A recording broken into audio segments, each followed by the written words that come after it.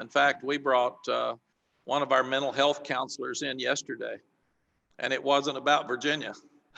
It was about the COVID, taking care of themselves and making sure they speak up if they feel any issues at all with all the negative things that are happening right now in our country. And it was the election.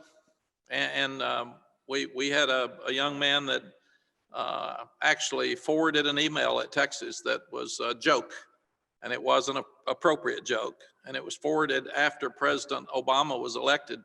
And the young man ended up leaving school, and he finally graduated years later.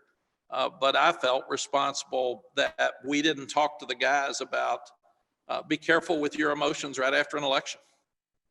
You got half the country that's going to vote one way and another half's going to vote another way. And you can have your vote.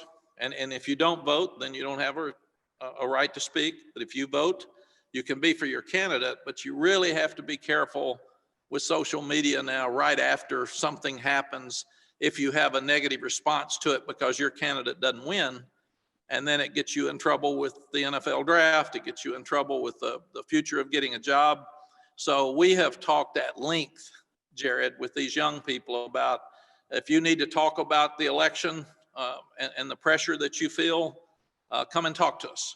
Come and talk to us individually. If you need to talk to a mental health counselor about this or any other thing, let's talk about it. So we're trying really, really hard to make sure that our guys all vote or have the opportunity to vote. And the Stone Center is a place to vote tomorrow. So it's very close to them. And then you've got the worry of COVID. So you have to wear your mask and social distance if you haven't voted yet, and go vote. But we won't see them tomorrow because that's a day off.